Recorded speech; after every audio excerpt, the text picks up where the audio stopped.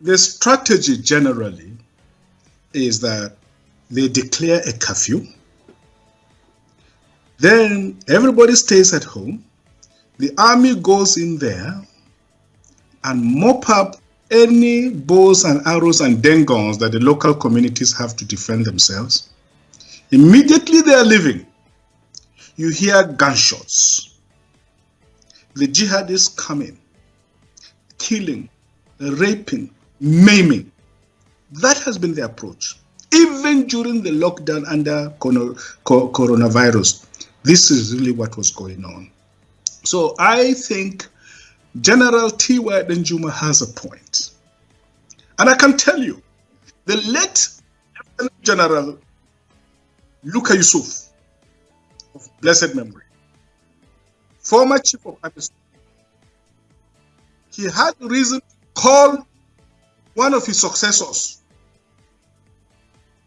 an army chief of staff. He called him and almost slapped him. He told him, I wore this uniform before you. I know what you are doing. You are the one giving uniforms and boots to these killers to come and kill my people. If you don't stop it, now me and you. And during that, I can tell you, I will, for legal reasons, I will name the names. The people are sitting around. They know them. They know themselves. Then it stopped. The nonsense stopped. But look, let me take point by point, because there's a lot of ignorance going on. Malam Usman, look, fighting went on, and there was a lot of fighting, and youth blockaded the roads and did some nasty things. We don't approve of that. But if it is true, it is a Muslim attack on Muslims. What does that got to do with land? What does that got to do with land? Why don't you leave it on the sphere of just religious killings and so on? Why do you want our land? Why? Does it occur to you that anywhere you people settle, the place becomes a desert? I don't know whether you understand that. Anywhere you settle, that place becomes a desert. Look at history and look at geography of the world. Anywhere these people settle, the place becomes a desert. It becomes cursed without blessing. That's why you want other people's land. Please go back to your desert and leave my people alone. Please. 2.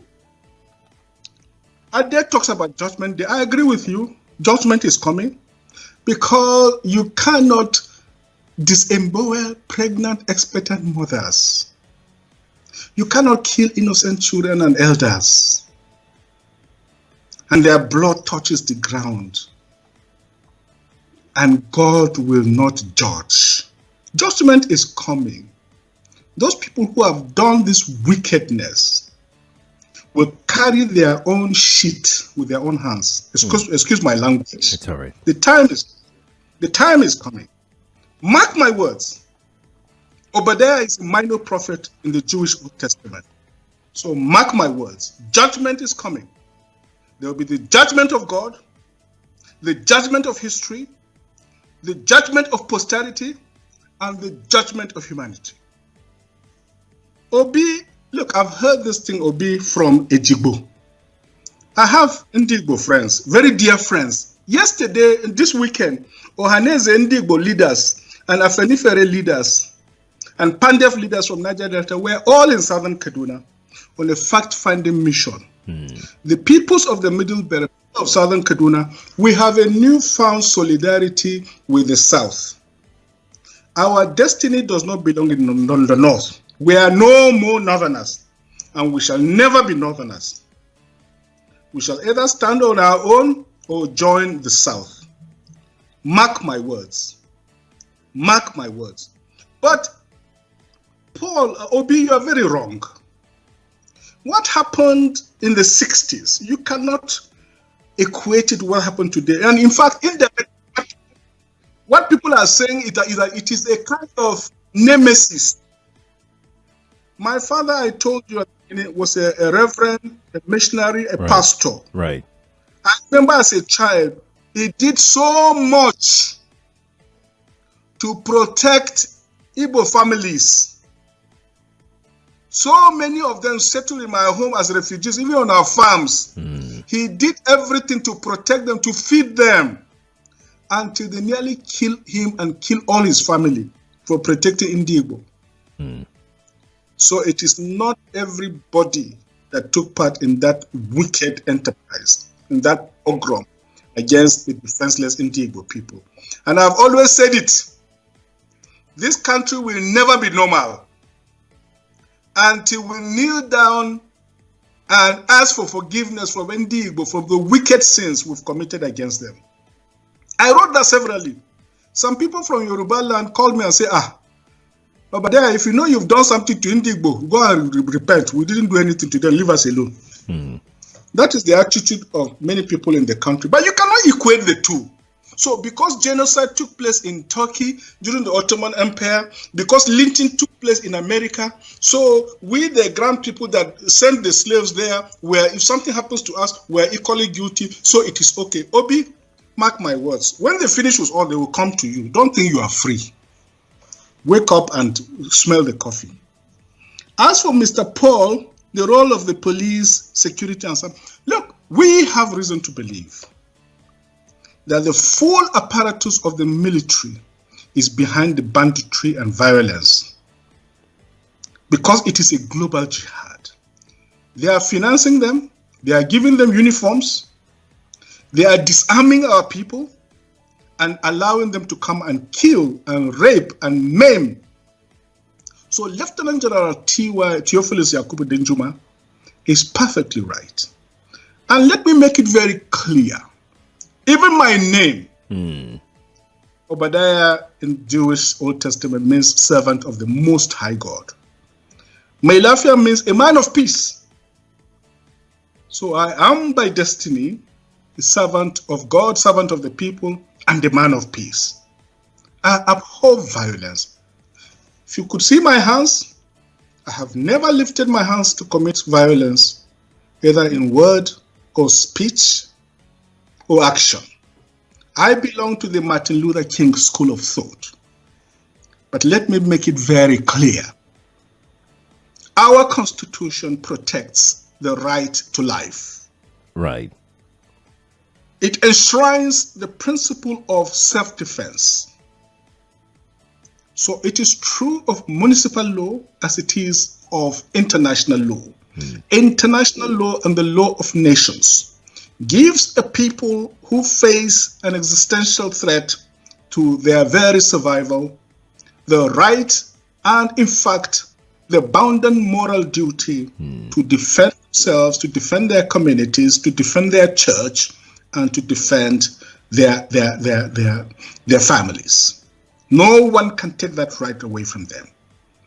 Universal global ethics also gives communities the right to defend themselves if the government, if the authorities are either unwilling or unable, or both unable and unwilling to come to the aid and protection of these people. Which is it for you, Dr. Obadiah? Do you think the government is unwilling or unable to protect the people of Southern Kaduna? In fact, it is not only unable, it is unwilling, and we have good reason to feel that they are part and parcel of the killers. Let me make some revelations to you. That's a very big allegation, Dr. Obadiah. The government is part and parcel of the killers. Yes. That's big. Yes. Yeah. Okay. How would the government just say, oh, it is revenge killing and so on? Then you leave it there. Oh, because it is revenge killing and so on and so forth. The body language of this administration, the body language of the state government shows clearly that they have a hand in the killings. No doubt about it. Because, you see, General Abacha, and people don't give him his due. Do you think you would have tolerated such nonsense? General Abacha famously said that if an insurgency lasts for more than 2 days, the government knows.